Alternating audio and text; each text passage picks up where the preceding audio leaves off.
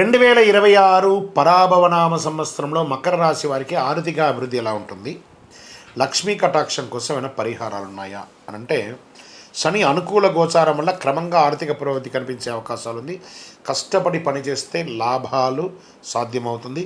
సంపద నిలబడడానికి కొన్ని శాస్త్రబద్ధమైనటువంటి పరిహారాలు జ్యోతిష్యపరంగా మంచిది.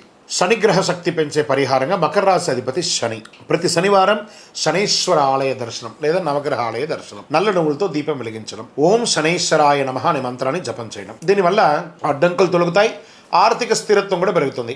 మరి లక్ష్మీ కటాక్షం కోసం పరిహారాలు ఏమైనా ప్రతి శుక్రవారము లక్ష్మీ కుబేర పూజ చేయడం, జపం చేసుకోవడం మంచిది. పసుపు కుంకుమ దానం ఇవ్వడము, పసుపు వస్త్రాలు దానం ఇవ్వడము, దీనివల్ల సంపద పెరుగుతుంది, ఇంట్లో ఐశ్వర్యం పెరుగుతుంది. దీపారాధన చేయడం వల్ల వచ్చినటువంటి యొక్క లాభాలు ఎలా అంటే, శనివారం సాయంత్రం నువ్వుల నూనెతో దీపం వెలిగించాలి, శుక్రవారం సాయంత్రం కూడా దీపం వెలిగించాలి. ఆర్థిక అడ్డంకులన్నీ తొలగుతాయి, శుభయోగం కలుగుతుంది. మరి చేయవలసిన దానం పేదలకు ఆహారం, గోపూజ చేయడం, వస్త్రదానం, చెప్పులు దానం చేయడం మంచిది. పుణ్యం పెరుగుతుంది, ధనయోగం పెరుగుతుంది. మరి ప్రతిరోజు చేసుకోవాల్సినటువంటి జపం ఏమైనా ఉందా, మంత్రం ఏమైనా ఉందా అంటే, శనైశ్వరుని యొక్క ప్రార్థన చేసుకోవడం చాలా ముఖ్యం. ఒక 19,000 సార్లు శనిగ్రహ జపం చేసుకోవడం మంచిది.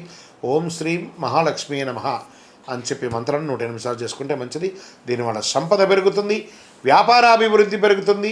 భూమి లేదా ఆస్తి పెట్టుబడులు జాగ్రత్తగా ఉండండి, అనవసర ఖర్చులు తగ్గించుకోండి, వ్యాపార నిర్ణయాలు ఆలోచించి తీసుకోండి.